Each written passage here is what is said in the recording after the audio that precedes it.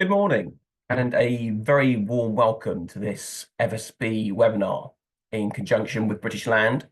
The session is entitled Unlocking Value from Space, Generating Commercial, Economic and Social Value Impact. FSB has done some recent work with British Land around the value of space, a great report at the start of this year. So we're delighted to be working with British Land and have them supporting this event.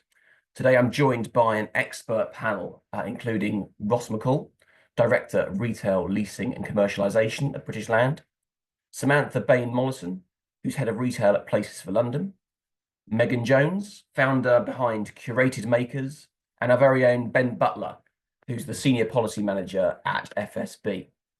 I am Matt Jaffa. I lead on external affairs across London for the FSB and delighted to be your host for today.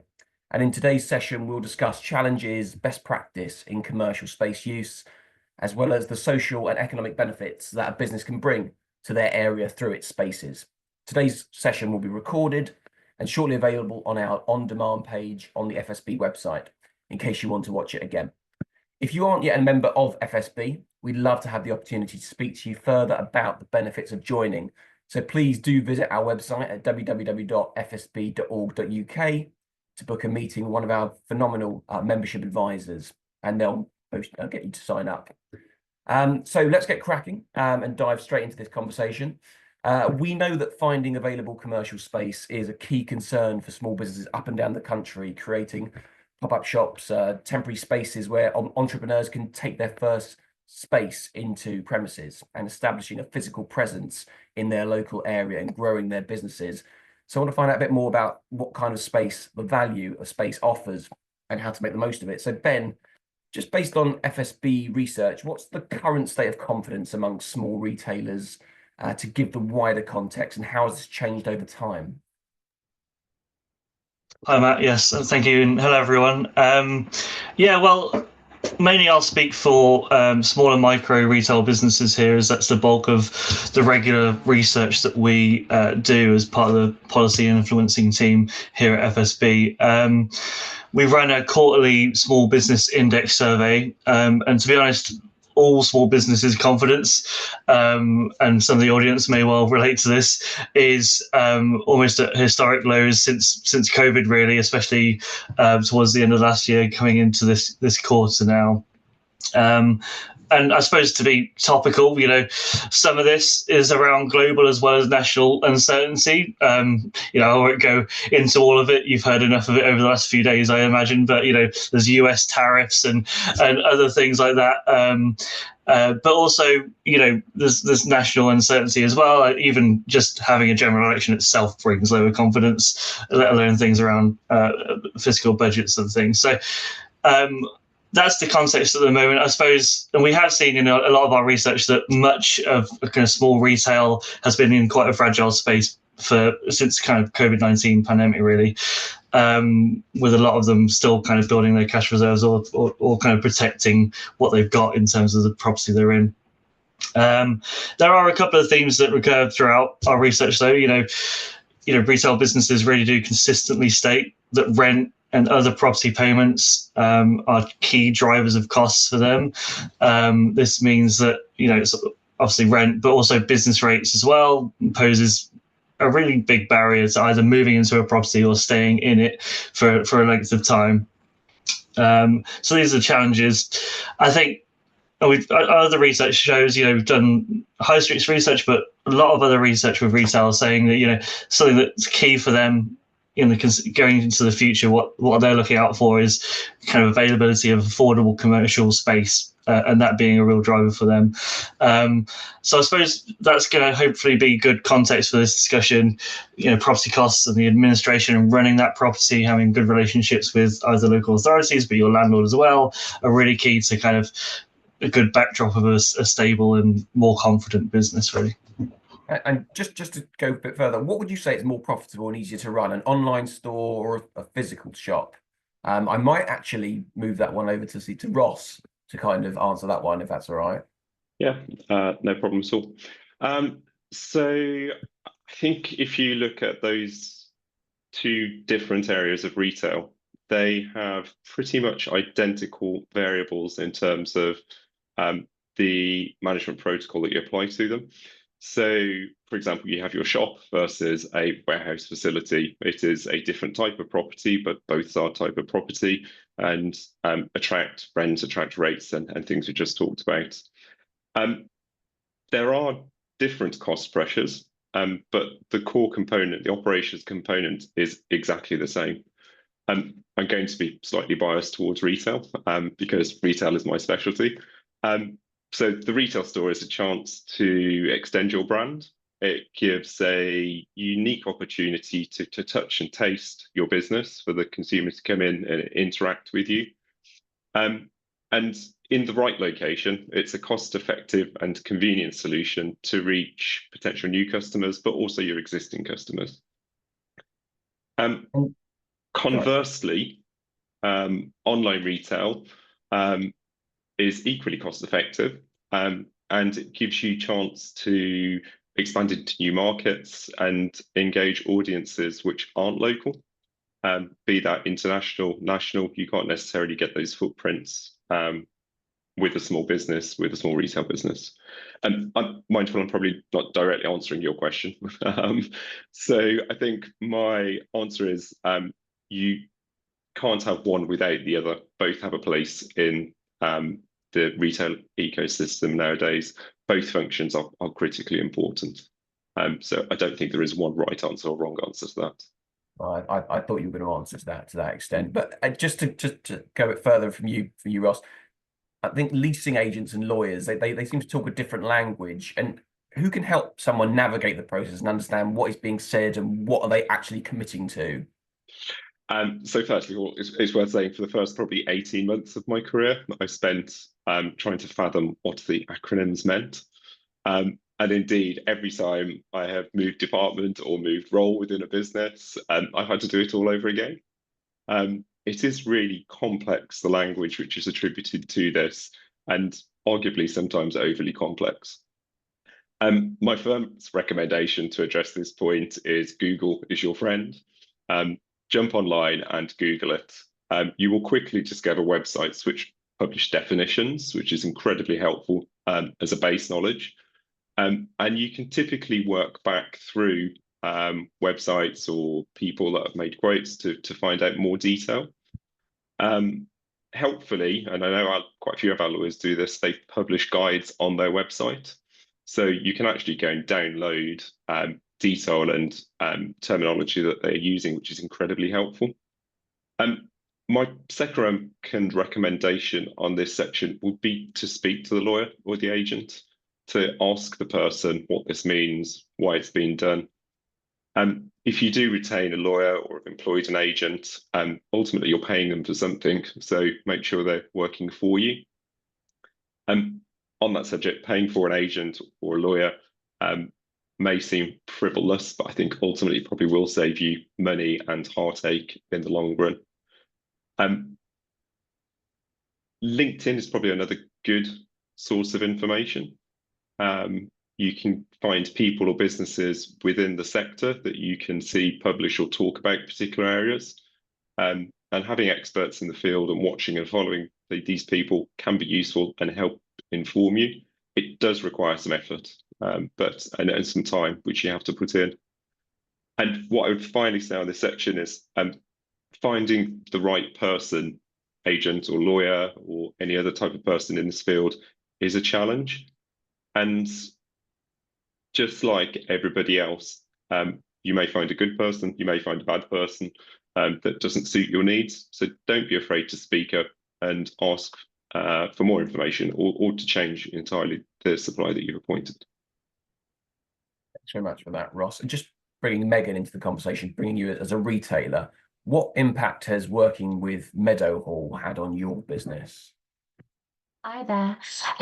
It's been fabulous. So we actually are a retailer that pops up as our main promise of that's our concept, and we actually don't sell online, but the makers in which we represent do sell online, so they fill that that part of it. But working with Meadowhall, we've actually had 2 pop-up shops within their shopping centre. The first one, we joined them after the pandemic when, you know, the landlord was looking to fill their voids in the shopping centres, and I was looking for space in order to trade and sell the products of my makers. So it was a really great fit at the right time. And so we were in that pop-up shop for about 12 months, but it did start for about 3 months initially, and then it just carried on and kept getting extended. So there's potential for things to extend if needed and to continue to flourish. So we left that shop, but we continued talking to British Land, and we actually returned and popped up in their old Disney store unit. And things escalated again, and we ended up staying in that pop-up shop for 2.5 years. So again, you just don't know where things are going to go. But within both of those pop-up shops, we've supported hundreds of different businesses. They're all artists, makers, designers. They're local to the area, and if they're not hyper local, they're from the UK, and they all make things like candles, artwork, kids' clothing, everything's handmade by these real people. So it's not just had an impact on curated makers, the ripple effect is huge among these small businesses as well. And Megan, how important is it for you, or particular is it for big landlords to connect with their small business community? I think it's a critical part of the mix, and for the landlord to have small businesses as part of their scheme. And firstly, the customer loves it. We have a really old-fashioned feedback book in our shop, and they write these lovely notes to us saying it's amazing to see that you're here. It's just what you need. It's a breath of fresh air. And so again, the customer is feeling delighted that we are there. So it's not only just helping the landlord hit their ESG objectives, the customer's actually quite happy that there's something different in the shopping centre and it's not just cookie cutter. So my plea is for landlords to not always just measure the financials, but to look at that ripple effect and that positive like sentiment that it has as well. Because if you're measuring it just with the numbers, it's never going to compete with the big guys. But it's just a bit of a magic recipe really for everyone. Everyone wins from it. I concur with that. Just to say to the audience watching, if anyone is keen to ask a question to the panel, please do put it in the questions section at the bottom Q&A, so we can try and put those across to the panel at some point during this discussion.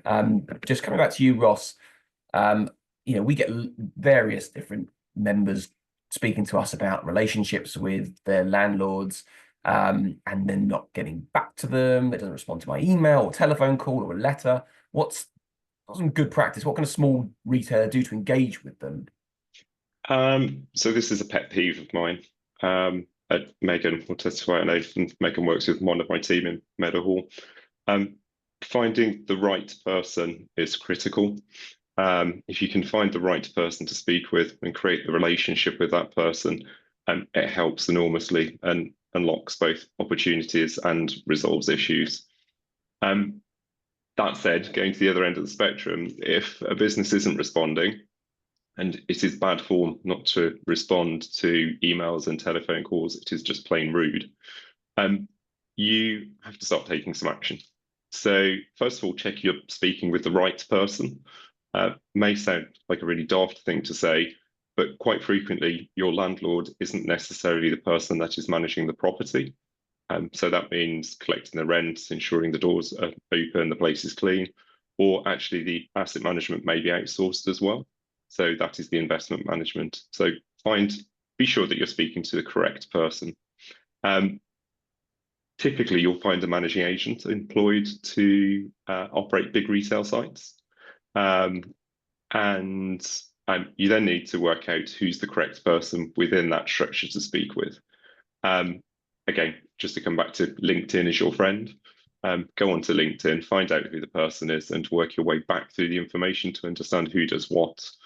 Don't be afraid to pick up the telephone to the business once you've established who it is, and ask reception for information on who is dealing with this. Ultimately, it will probably take countless phone calls to find the correct person within the business, but it does require some legwork to find that out. Once you've found that person, telephone, email, correspond with them. Unfortunately, there are some people that just will not respond. So what I would say is please keep a record of the telephone call when you've put it in, keep a record of your emails in your saved items. And if you get so far in and you're still not receiving a response, I think you have to escalate the matter to the person within the business. And again, LinkedIn or perhaps business organisation charts on websites is an opportunity to help you resolve that. I would say be mindful of your communications. Calling 15 times in a day when you spoke to them yesterday, it doesn't do anybody any favours. Everyone has a day job to do. But I think it is polite and well-mannered for individuals to call or telephone back if you have put an email or phone call into them. So I think persistence is probably what I'm saying there. Be persistent and be informed. Yeah, small businesses are certainly persistent by their nature. Megan, any top tips from you of how you would, give advice to engaging with the landlords? I think what Ross said is really key, is that it is really hard. You do have to put the legwork in and you've got to find that person, and it's really difficult, but those that it can happen, and sometimes it is a dynamic between people as well, that you might just connect with somebody and your business might connect with them as well. So if you looked at my emails, there's hundreds of emails where I'm trying to speak to people and it's just not landing, and you have to be persistent. It's so true. But I'd say once you've got that connection is where I can firmly talk about now, is just saying being professional is so key. Is just because you're a small business and they're a big business, you have to keep up that professional relationship, but also build as much of a genuine relationship as you can. Like, networking is so important, and getting to know these people. Just because they work for a big landlord, they're still human. They still have feelings and connections. So don't be too intimidated as well, and be yourself, which only in the last few years I've grown into my own confidence in knowing that, no, I've got something great, I am important, and people want to listen. So I think being confident in your brand and keeping good relationships with the people that you meet. But I also want to say, not every shopping centre or high street is right for you and your brand. You can't take it personally if there's no room for you, or if it's just not the right link. I get thousands of applications from makers wanting to be a part of our store, but we only have space for 60 makers. You can't fit all tens of thousands in the shop as well. So everyone has to be quite selective, and it's got to be the right time, the right place. A lot of things have to line up in order for it to work. So the persistence is key, that it might not be right now, it might be in the future. So keeping that relationship is critical. We're not currently in Meadowhall, but we would love to come back soon. And that's on my to-do list. And, keeping good relationships is critical. So be professional, don't go overboard, and look at the emails that you're sending. Maybe there's something wrong there. Maybe you are speaking to the wrong person. What else can you do to stand out? Because just think they will be getting this from a lot of other businesses. How do you stand out? Yeah, and you mentioned the word relationship there, and that's critical. And just to bring Ben in on that relationship aspect, that relationship between tenants and their landlords in retail spaces, why is it so important from your understanding? Yeah, thank you. I just wanted to go back just briefly on something that Megan said, because I'm so excited about it. I mean, pop-ups and temporary spaces, I think these get overlooked so many times, but for us, it's such a key and exciting way for businesses to get into retail space. So many businesses start online, especially nowadays, and it's a key way in for businesses who have like high upfront costs of getting in there. So I just wanted to mention that something that excites me all the time when there's really great examples of that working really well, and it's something that we ask national government to work with local authorities to create specialised funds for these temporary spaces to make sure that they really do thrive. And these fill vacant spots, they keep places thriving.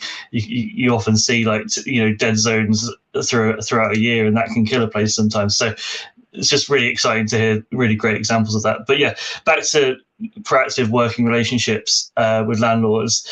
Well, I suppose just to say, Russ's advice and Megan's experience really important there. You know, persistence and the professional and human approach to it is really important. I suppose just in terms of why these proactive relationships are really vital. You know, these relationships build kind of a foundation of trust and mutual respect over time. You know, when you understand each other's needs and challenges, because, you know, as we've heard, you know, businesses have got their challenges. I'm very versed in those, and we talk about those all the time. But, you know, there's no real sense in approaching a landlord not knowing that their challenges and needs as well, right? So it's that conversation, that relationship, and just to have, you know, it's not just about a transaction; it's about creating a partnership where both sides can thrive. It's, you know, it's a relationship where both your success needs to happen. Also, you know, open communication is really kind of valuable for a few reasons. You know, where you can get into a bit more of a trustworthy relationship, where you can share your growth plans, have the long-term view that provides certainty for both of you. It might be, you know, looking for opportunities to see where you can expand or change the property, providing additional storage space, being flexible during seasonal fluctuations, being responsive to maintenance, also really key, getting them back on track so they can serve their customers and not be disrupted. So it's both of you, you know. Ultimately, yeah, there are some more difficult conversations, you know, delicate conversations about being as much as you can financially transparent. You know, when there are difficulties that arise, you know, both parties don't want you to leave the property ultimately if you can help it. So if there's anything that can be done, that's where that communication is key. Obviously, trust is really difficult to cultivate, so it does need to come from both sides in that. But yeah, that's all I'd say really in terms of working together for mutual success rather than kind of viewing the relationship as purely transactional, which doesn't really work out for anyone in the long term. Yeah, okay with that. Just to bring in Sam now, and from Places for London, and with my London hat on, I've worked closely with Places for London and how they've morphed from Transport for London and manage estates with a lot of members who are working in railway arches right across London, and TfL, also Places for London, host a lot of those businesses. But how would you evaluate, Sam, and select retail brands to ensure they kind of complement the overall shopping destination and enhance the customer experience, particularly in iconic locations you manage, such as Carnaby Street and Soho? Yes, hi everyone. Nice to be here. Lovely to hear this conversation, because I wholeheartedly agree with everything that everyone's said so far, particularly about having the right relationships, talking to the right people, and it being a partnership approach, and that you foster that over the term of the lease or however long you're there. I think I've always been a champion of having lots of independence in our areas. So when I was at Carnaby, Soho, Seven Dials, when I was managing those areas, it was about 60% independence that we looked after. At Places for London, it's a lot higher, it's 95%, and that's because it's all the different London boroughs, and we look at all the different train stations. And I think one of the beauties of that is that we can really speak to the local community in each location and find retail in each station that is relevant to the locals. And that's something that we really want to focus on as we go forward, when we go towards having seeing London more as a polycentric city, having lots of different centres around it, not just the West End. I think that when we're talking to brands, I would tell my team, you have to go and meet them. It's a face-to-face conversation. You have to see the product. You have to run through their brand pack. You have to figure out their pricing, go through all the business plan, find out about all the financials. In the case of independents, a lot of the time you're talking to founders. They may not have done it before, or they may be well versed, but you really have to find that out from speaking to them. And then I think from a landlord's perspective, thinking about us as a service and providing a service, if they need a bit of hand-holding, that's what we're there to do. We have a huge property management team at Places for London. They love having the interaction with our retailers. And I think from my perspective as a landlord, we should be matching the business requirements of every tenant, thinking about every unit. And because we've got such a big range of unit sizes, prices, locations, there should be something if a retailer approaches us and wants to take space. So going back to not being able to get hold of us, I'm on LinkedIn. I can point you in the right direction if anybody wants to get in touch after this and find out about what we've got available. Happy to point you in the right direction with our leasing team and our leasing agents. Yeah, thanks for that, Sam. And just to go a bit further in terms of the creation of that balanced ecosystem, so within Places for London's properties, so we've got a real mix and a vibrant, diverse mix. How do you achieve this in your role? So I think it's very location specific, and it's looking at each location one by one, thinking about what's there already, not just our holdings, but what's around it, who's it serving, who's going through the location. Is it tourists? Is it residents? It's office workers? There's usually a huge mix, right? But it's then thinking about what we've got already and what we can put in. And going back to my point about needing independence to give you a point of difference and a USP in locations, they also want to be next to bigger brands because they help drive footfall, and sales and dwell time. So you really have to have the range of sizes of units. You really have to be thinking about what you're offering as a product mix. You have to think about, in a lot of our locations, they'll be trading from breakfast through to evening. That's not going to be right for every retailer. But what can they trade? Where can they trade? When can they trade? And you can try and then figure out something that will match their requirements. Yeah, and that's the most important thing, how it matches their requirements. Megan, just thinking about those that you work with, how have your makers responded to these opportunities that you've created as a part of pop-up infrastructure? Yeah, so for what we do, it's been a completely new revenue stream for them. So we focus on creating opportunities so that the makers can do what they're great at, and they make the products and they supply it to us. And then we do everything else for them. So we manage the staffing of the shop. We make sure it's open all day. We cover everything for them so they don't have to worry about that. Because the reality is a lot of the small businesses that we represent couldn't take a shop on their own, and that we are better together. We're like a mini department store in a shop, really. And that curation is so important. So we get a little bit of everything in one shop, because if one person just opened a candle shop, then you're up against all the big candle brands. So together we're better as a collective.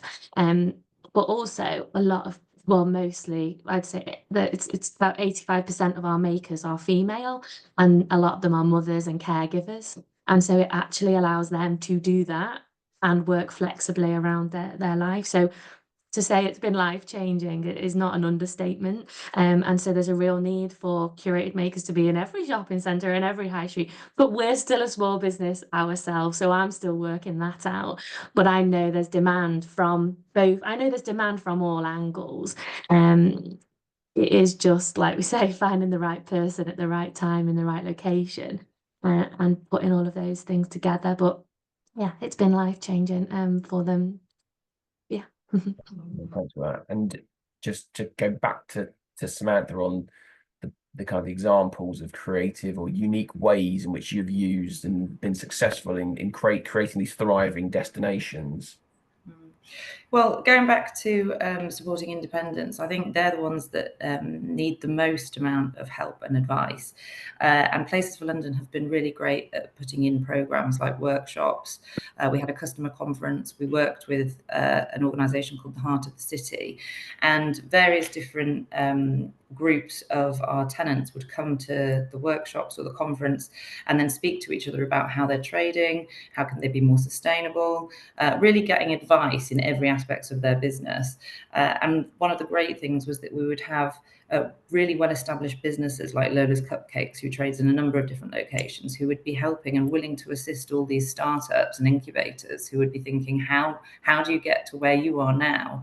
And organising those, I think, has been really insightful, because you wouldn't believe the amount of detail they go into. You know, how do I start a loyalty program? And it's, I think that's invaluable. So the team have done a really good job at putting those workshops into place. We've got an incubator program now, so we'll be focusing more on getting incubators into the business, and that's actually trying to get them from being, you know, their first site and then maturing into maybe 2 or 3 sites. And the great thing about having such a large portfolio is then you can move them around or move them into larger sizes if they need it, or second sites or third sites. So we love to do that. And we've also got a net zero carbon program that we're putting in place, which is where we are fitting out a store with very high sustainability credentials, trying to find a tenant who will suit that store, be able to trade from that store, and that's going into 3 different locations across our estate as well. So there's lots of different avenues in for retailers who are trying to find ways into the market. And again, we're a company that likes incubators. We like startups. We like young businesses. We think that they should be in our locations. So happy to talk to anyone who wants to about it further. Thanks, Sam. And just while we have you, we've had a question submitted. So just to get your flavour, this looks like it's from actual CSR perspective. What criteria do you use to assess the sustainability and ethical practices of retail brands before bringing them into shopping destinations like yourself? Yeah, I mean, I think it's really important from a customer perspective. It's not just landlords now that want to know this. It's customers want to know where the product's from, how it's made, who's been making it, is the business operating ethically? And so those are the questions that when you meet the brand for the first time, you really have to ask them and drill down into it, because there's no other way. If they haven't got an answer for it, I think that they're probably going to fail as a business. I think they need to know that this is something that's under the spotlight and only going to get more attention from customers going forward. And so it's being upfront and transparent about what are their processes, and then we can help them too if they need more advice. And Megan, word advice actually just linked to that. And we've heard all this kind of great advice, but how would someone know when they're ready to take on that step and take on their own stores? They might be moving from their own home to actually take that plunge. Yeah. So I can only talk from my experience in that it is pop-ups that we work with. So we don't have permanent stores. So it's always a pop-up opportunity that we're looking for at the moment until it becomes more of a permanent opportunity. Start with the pop-up. You know, if you don't quite know if it's right for you, pop-ups are a wonderful opportunity to test the waters, and both the landlord can test as well as yourself, and then it's a mutual decision to move forward. There's also, obviously, you need to look at the financials, and is it the right location? Where is it positioned? And does it feel right? I listen to my gut so very much as a small business owner, and does it feel right? And sometimes you don't have all of the answers, sadly, and you've just got to go for it and try it. If you can afford it, try it, because you never know what will come from it. And even if it doesn't work, it will lead to something else, or you'll have learned what doesn't work for next time. And I'm such a positive person that I will always find the goodness out of some situation. But I genuinely believe that that's the right thing to do. And then the smaller version is to work with someone like myself at Curated Makers and test the water that way, because you can actually work with other small businesses that will do that work for you to see if your product is in the right area. You might sell out, you might sell so much more than you ever anticipated that you think, oh my word, I do want to go it alone in that destination. And then you can pursue going it alone through a pop-up or through a longer term opportunity. But you've got to look at the financials, whether you're ready as a business, but sometimes you've just got to jump and go for it if the opportunity presents. Yeah.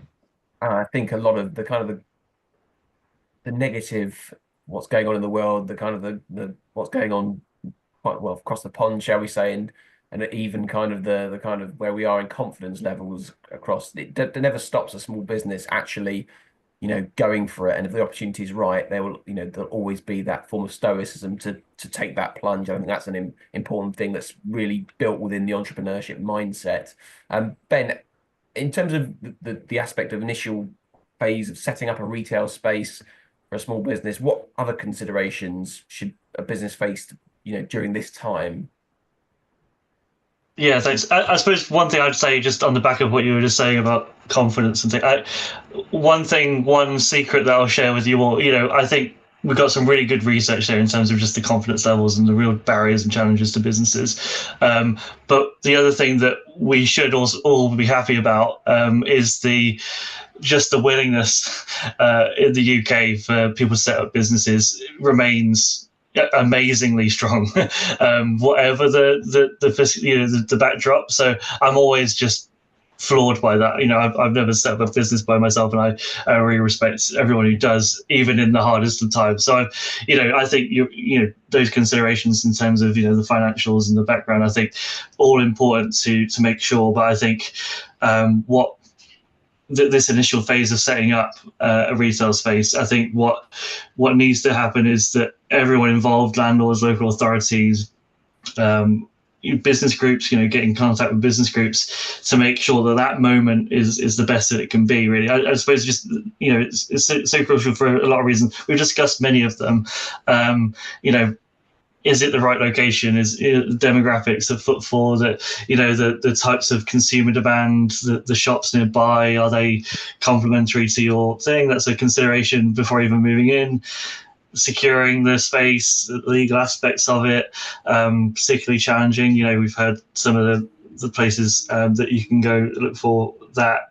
Russ was talking about that earlier, but also FSB does a lot of services in that aspect as well. I'd be remiss if I didn't mention that. Getting that, in the initial phase, getting that relationship with your landlord. We talked about how to best get hold of people and the approach, the professional and human approach, but securing that early on so there's no surprises down the line is a really key thing. But do get in contact with the local authorities, other businesses in the area. We do find from a lot of our research that those who do have good, strong relationships with not only their landlord, but their next door neighbours as businesses, their local business groups also do thrive. You can sense opportunities coming down the road. You can sense challenges coming down the road. And often it's the little things that can create major headaches, especially at the start. So, proper access for deliveries and setup crews. And this is something, again, that, a good relationship with the landlord that knows the area, knows the access to the site, will be able to help you with, hopefully.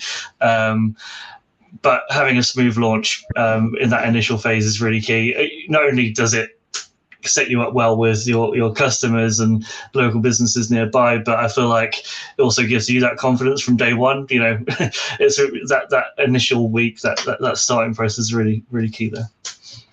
Yeah, thanks for that, Ben. I've got a few questions actually on a similar theme, actually, are quite interesting, that both focus on the aspect of business insurance. One saying, is there a minimum maximum time to take a spot, and does the cost you pay include insurance? And someone saying, I'm taking up the first pop-up, what advice would the panel give me on insurance? So with that insurance question on mind, I don't know, Ross, if you've got thoughts about when in the insurance aspect of starting this there, and Megan after that, just your own views on insurance.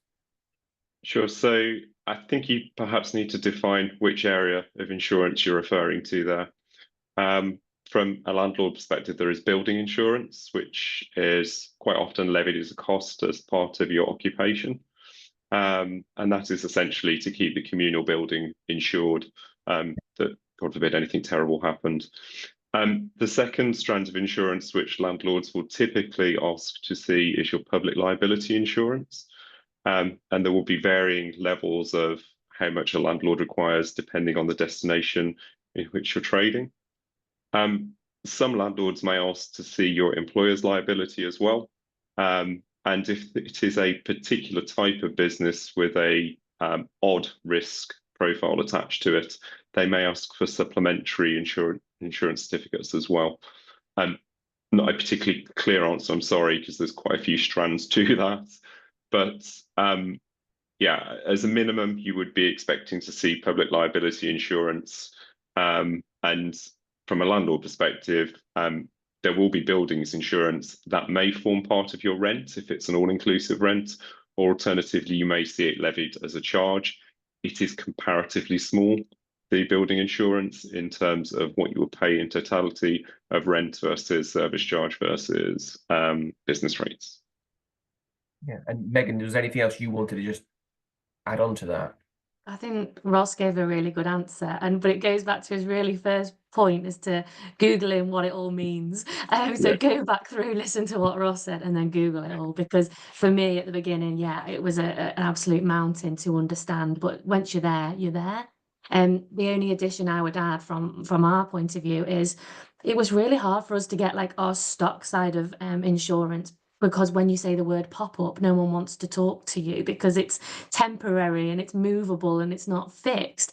So we actually have a base, we have a workshop in Manchester, in Bury, and so we actually learned, I don't know whether this is useful for anyone listening, but we insure our base and then everything comes from there. So you can be a pop-up and have like stock in transit in different places, but we actually have a base in which where all of our operations run from. So that helped us avoid the word pop-up, because then you're an event and it gets quite costly actually for a pop-up when you use that termination. So that's one way we got around that.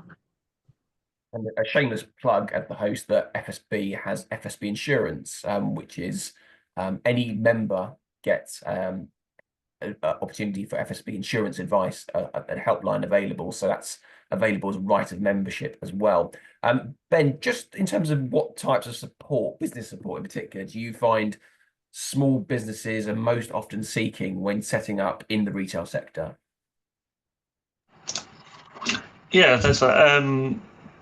That's a good point on insurance, because it's something that comes up a lot in terms of just support about knowledge around the types of insurance and protection your building should be under and what your responsibilities are. That's something that comes up again and again for retail, especially in terms of knowledge and training around that.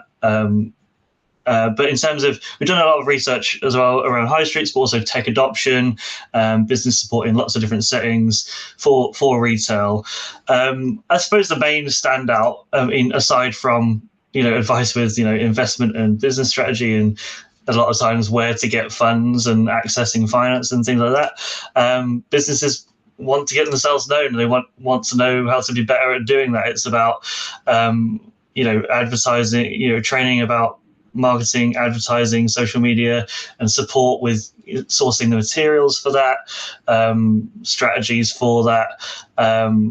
Especially, we're talking about a lot of online businesses that are moving into physical spaces. It's that support of how do I advertise myself in a physical space. Some of that is literally just appearance of your shop. What should my front look like? Not necessarily advertising certain products, but it's literally just the aesthetics of it and making sure that matches with the local area, which is something that we find is key to success in terms of not standing out but not being completely out of place. If you can find the balance, is a difficult one.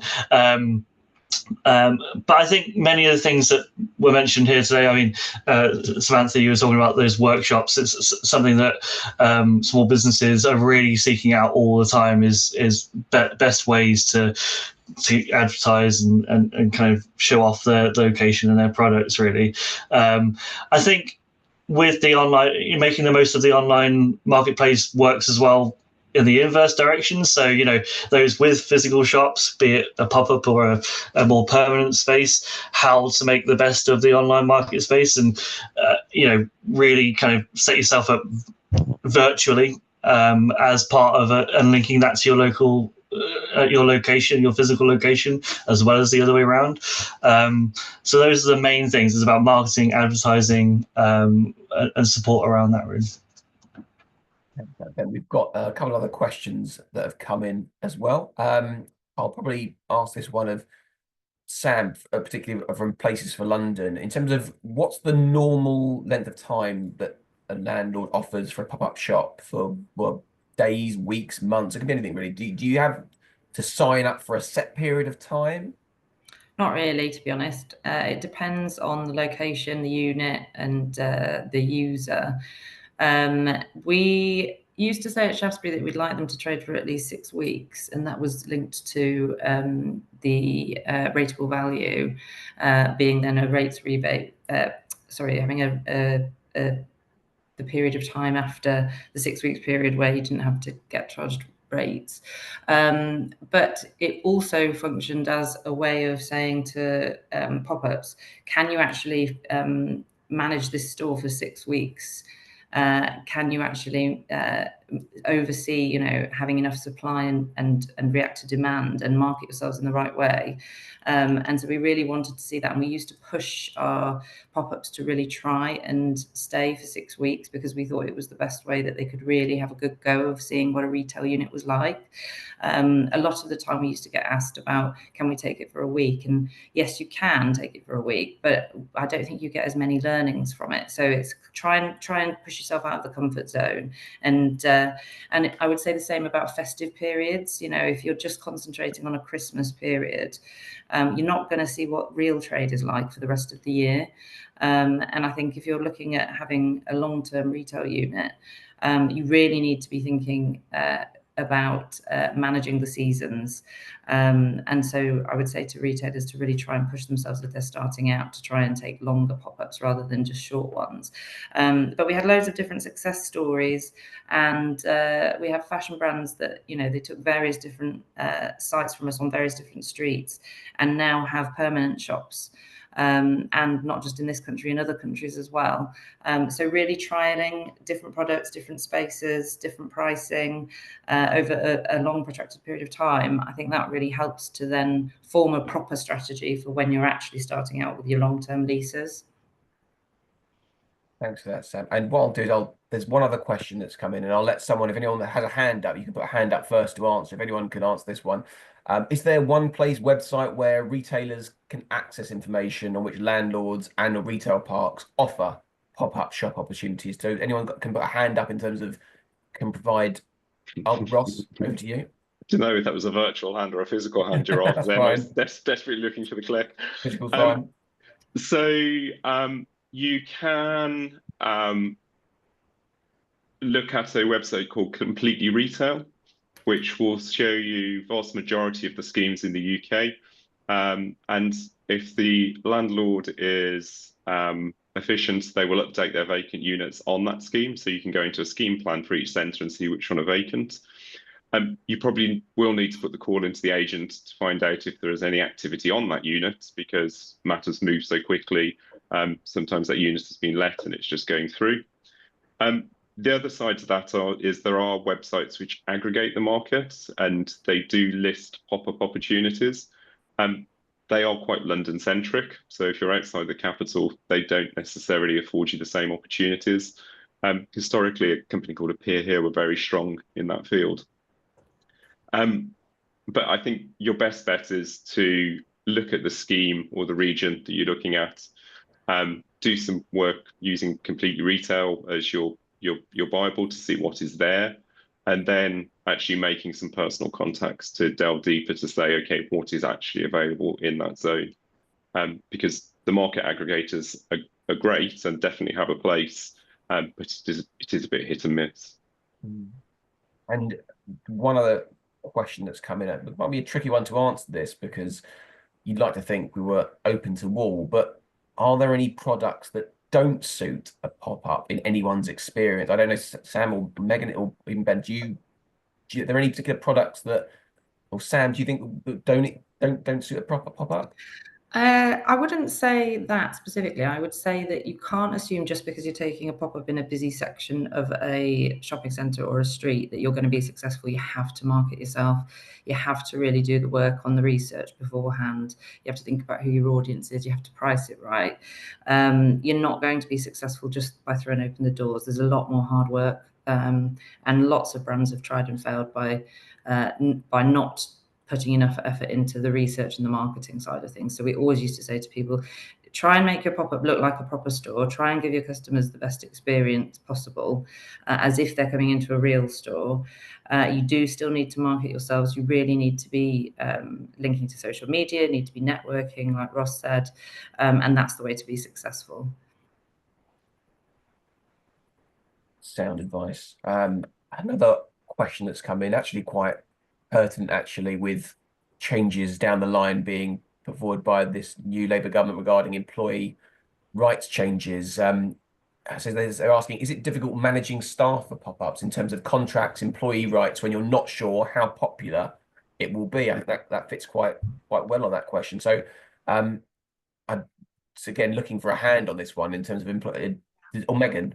Yeah, it's really difficult because especially with all the increases, it's getting more expensive. So that's why the location is so critical, and doing your research to know that that's the right place and is going to be worth the effort. For me personally, it's meaning I'm having to say no well more often than yes, because it's just, it is risky and it's costly to actually employ staff. And as a small business yourself, you're still navigating how to do payroll, how to do HR. You've got all the costs associated to that. I'm not going to lie, it's really difficult. And that is at a point, that's why we're not on every high street at the moment, because we're still working out the foundations and how to crack that. So I would say, yeah, don't over commit as to what you can do, because but the people are out there. That's something I would say. And particularly talking about London, we're recruiting now for one of our pop-ups. There's so many people looking for work. There are people looking for work. But if you're only signing up for a 6-week pop-up, you can only put them on a 6-week contract. There's nothing wrong about doing that, but there's a lot of admin involved in doing it. So it's again, whether it fits your strategy and is worth the investment and you've got the structure set up. But again, someone like the FSB, there's lots of people out there looking to help you in all of these fields. If you don't sleep, basically, you just need to do a lot of work. It's really intense, but yeah, the staffing side, it is possible, but it's a challenge. And now our Raison d'Etre as an organisation is supporting small businesses, our lobbying efforts, and behind the scenes we are lobbying government very hard in terms of this issue in the employee rights bill, employment rights bill regarding day one qualifying rates, well, day one to access all the employment rights and unfair dismissal issues. So we are wanting a kind of a probationary period of a year at least. So we're working very hard behind the scenes to push the government to support small businesses in this area. You mentioned, Megan, regarding festive period, or someone mentioned festive periods. Does the cost of having a pop-up shop increase at busier times during the year? And that's a question again, if anyone's got a hand up on that one. Does it kind of supply and demand? Does it fluctuate that cost of taking pop-up shops at any given time? Ross? So a considered landlord will put together a rental package which is appropriate. So if you're coming in over Christmas, and we can look at forecast sales and we can look at profitability, your rent should be adjusted such. There are businesses where you come in, for example, Easter, and do the run-up selling Easter eggs, and we know you're going to turn over a huge profit, or perhaps Mother's Day or Valentine's Day with a florist, and we know you're going to do a vast trade, and your rent will reflect that. That you're cherry picking 2 weeks in a year, a bit like Sam said earlier on. You've not come for the long term. You've just come in for to cream off the top because that's the peak trade period, and there is nothing wrong with that. That is some business models, but yes, landlords will adjust the rent to reflect the fact you're coming in for 2 weeks running up to Valentine's to cream sales, and then you will pop off again. If you're there longer term, landlords should have a reasonable approach to this, and we have a reasonable approach to this. Our rent will be agreed on an annual basis, and then probably apportioned out on a monthly sum, a monthly sum each time. Some retailers actually request to pay more at Christmas than the rest of the year because it helps the cash flow of their business, and we're receptive to that as well. Sam? Yeah, I was just going to say the one thing to be aware of is that there will be so much more competition out there for those spaces because, like Ross was just saying, they're just more in demand, and you know that you're going to do big numbers in certain sectors. So landlords are likely to have pop-ups tied up quite early on for the festive season and any other critical dates that are holiday periods throughout the year. And just to be wary of it, because if you're starting out as a pop-up, I think you're probably going to lose out to slightly more experienced operators that have done it before. Ben, just quickly, in terms of what role do you see for the initiatives like British Land's Really Local Stores programme, those kind of initiatives, how do you see those playing an integral part in supporting small businesses in the retail sector? Yeah, well, I suppose we've heard little bits of, you know, the types of things in terms of support and program. I think for me, one of the main benefits is that perceived benefit going in. I think the more of these types of initiatives, the more of these types of big landlords that are showing willingness to have this support, I think will dispel a lot of the huge caution and pessimism out there in terms of the types of relationship you'll have with a landlord going in. I think it when you look at it and when businesses look at it, that these types of things, it's actually refreshing, gives them more confidence to get in. I think that's a bit of an unsung kind of benefit of all this, is that once businesses or prospective businesses see that this stuff is out there, it really kind of boosts their confidence in going in. And then, as I was saying before, I think the main types of support that businesses are seeking is marketing advice, advertising advice. So if that's packaged in to make sure, you know, everyone's getting the most out of the space and the environment they're in, it's a win-win, really.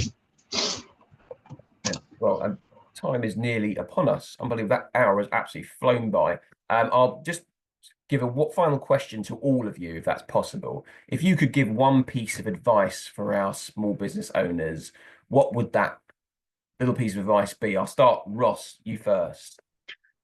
I think I said it at the outset, and we all pretty much said exactly the same thing, which is network, network, network.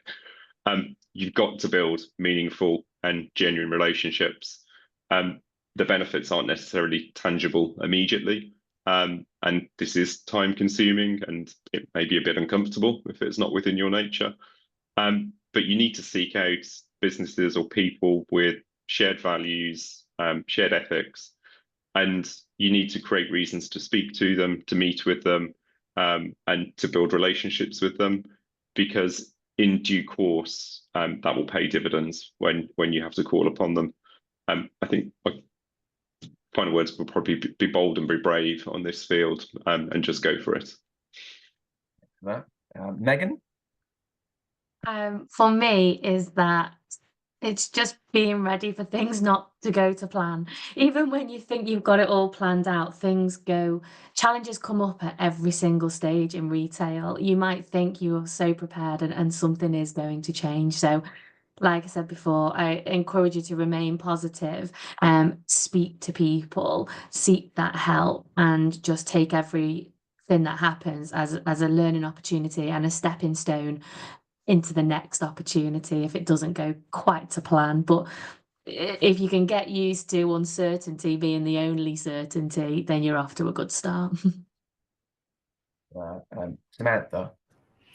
Yeah, mine's a variation of the same of both of those. You learn from your mistakes, you learn more from your mistakes, but I would say it's worth it. Take the risks, try something new, go for it, and make connections, and those connections will hopefully turn into something bigger and better each time that you do it. And last word, Ben, FSP. Yeah, well, all the sage advice has already been given by everyone else here. My only thing to add would be to make sure your voice is heard and influenced for small business policy at the highest levels by signing up to FSB's Big Voice panel, so you're the first to get all of the surveys in your inbox. Brilliant. Okay, well, with that, our hour is up. Thank you very much to those who have tuned in and seeing it afterwards as well, especially those who have submitted the questions. We got through as many as we could. For anyone who registered for today's event, you'll shortly receive an email with all the links and resources mentioned on this webinar, plus the video to watch back again. If you enjoyed this event today, please do leave a Trustpilot review. We really appreciate that. So just Google FSB Trustpilot and leave us a short positive remark if you don't mind doing so. And to also say as well, if you are not a member, I've mentioned it a few times, if you're not a member, you've heard lots today about insurance aspects of FSB. We've talked about the legal side that we support on legal advice line that we have.